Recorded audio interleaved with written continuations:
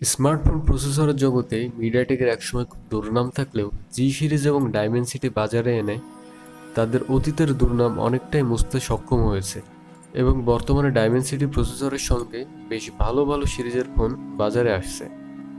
কিন্তু আমাদের ভিতরে অনেকেই জানে না ডাইমেনসিটির কোন প্রসেসর কেমন পারফরমেন্স করে।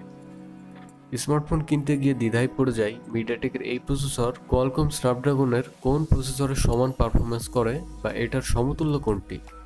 তো মিডিয়াটেক ডাইমেনসিটির যে 10টি প্রসেসর রয়েছে এগুলোর কোনটির সাথে কোয়ালকম স্ন্যাপড্রাগনের কোন প্রসেসরটি সমান পারফরমেন্স করে বা এগুলোর সমতুল্য কোনগুলো সেটা নিয়ে আজকে আলোচনা করব, যার ফলে দুটি স্ন্যাপড্রাগন এবং মিডিয়াটেক ডাইমেনসিটি প্রসেসরের ফোনের মধ্যে কোনটি বেটার পারফরমেন্স করে বা আপনার জন্য কোনটি বেটার সেটা নির্ধারণ করতে সহজ হবে। প্রথমে আসি ডাইমেনসিটি 700 নিয়ে। আমার মতে ডাইমেনসিটি 700-এর সমতুল্য কোয়ালকম স্ন্যাপড্রাগনের যে প্রসেসরটি রয়েছে সেটা হলো স্ন্যাপড্রাগন 730। প্রসেসর দুটি পারফরমেন্সের দিকে তাকালে দেখা যায় স্ন্যাপড্রাগন 730 এর সিপিইউ পারফরমেন্স 40 এবং ডাইমেনসিটি 700 এর CPU performance 41।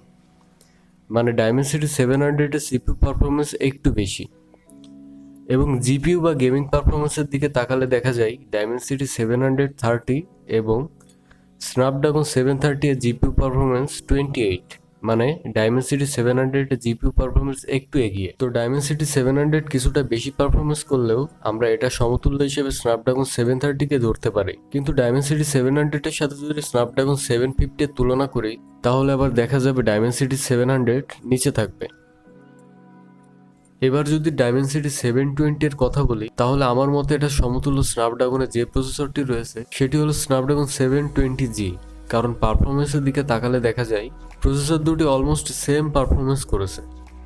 CPU পারফরমেন্সে Snapdragon 720G 42 এবং ডাইমেনসিটি 720 41, আর জিপিইউ পারফরমেন্সের দুইটাই 28। পারফরমেন্সের দিকে তাকালে দেখা যায় ডাইমেনসিটি 720 এর ইকুইভ্যালেন্ট স্ন্যাপড্রাগন 720G। তারপর ডাইমেনসিটি 800 এর দিকে তাকালে এটা সমতুল্য হিসেবে ধরতে পারি স্ন্যাপড্রাগন 765 বা 765G। প্রসেসর দুটি সিপিইউ পারফরমেন্সের দিকে তাকালে স্ন্যাপড্রাগন 765G থেকে ডাইমেনসিটি 800 কিছুটা এগিয়ে, যেখানে স্ন্যাপড্রাগন 765G পারফরমেন্স করেছে 45 এবং ডাইমেনসিটি 800 পারফরমেন্স করেছে 49। অন্যদিকে জিপিইউ পারফরমেন্সে স্ন্যাপড্রাগন 765G একটু এগিয়ে রয়েছে, কিন্তু ডাইমেনসিটি 800 এর সাথে যদি স্ন্যাপড্রাগন 768 বা তার থেকে বড় কোনো প্রসেসরের সাথে কম্পেয়ার করা হয় তাহলে অবশ্যই ডাইমেনসিটি 800 নিচে থাকবে। সেক্ষেত্রে আমি মনে করি ডাইমেনসিটি 800 এর সমতুল্য স্ন্যাপড্রাগন 765G।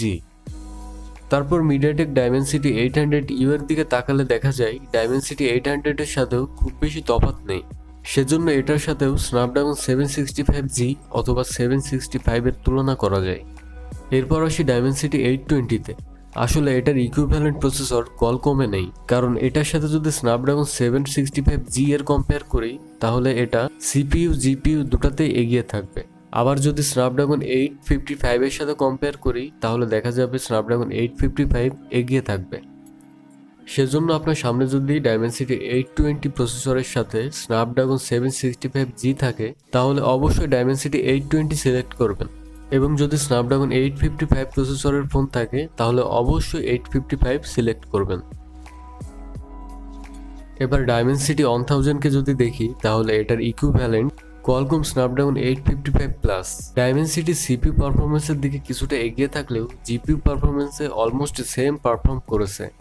এদের যদি আন্তত বেঞ্চমার্ক দেখি তাহলে ডাইমেনসিটি 1000 স্ন্যাপড্রাগন 855 প্লাস থেকে বেশি স্কোর করেছে, এবং ডাইমেনসিটি 1000, 1000C এবং ডাইমেনসিটি 1000 প্লাস অলমোস্ট সিমিলার।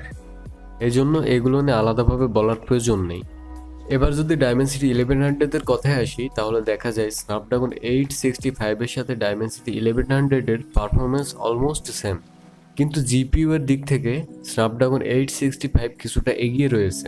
তো ডাইমেনসিটি 1100 এর ইকুইভ্যালেন্ট হিসেবে স্ন্যাপড্রাগন 865-কে ধরা যেতে পারে। সর্বশেষ কথা বলবো ডাইমেনসিটি 1200 নিয়ে। ডাইমেনসিটি 1200-কে যদি স্ন্যাপড্রাগন 865 এর সাথে কম্পেয়ার করা হয় তাহলে দেখা যায় ডাইমেনসিটি 1200 এগিয়ে থাকবে। আবার যদি স্ন্যাপড্রাগন 888 এর সাথে কম্পেয়ার করা হয় তাহলে দেখা যায় ডায়মেনসিটি 1200 অনেকটা কম পারফর্ম করছে। সেক্ষেত্রে ডায়মেনসিটি 1200কে স্ন্যাপড্রাগন 888 এবং স্ন্যাপড্রাগন 865 এর মাঝের পারফরমেন্স ধরা যেতে পারে। তো আশা করি আপনাদের সামনে যদি ডায়মেনসিটি এবং স্ন্যাপড্রাগন প্রসেসরের দুটি ফোন থাকে তাহলে কোনটি বেটার পারফরমেন্স দিবে বা কোনটি আপনার জন্য বেটার, অন্তত সেই ডিসিশনটা নিতে পারবেন। তো আজ এই পর্যন্ত। পরবর্তীতে কোনো বিষয় জানার থাকলে কমেন্ট করে জানাতে পারেন, আমি সে বিষয়ে ভিডিও আনার চেষ্টা করব এবং সাবস্ক্রাইব করে পাশে থেকে উৎসাহিত করবেন। আল্লাহ হাফেজ।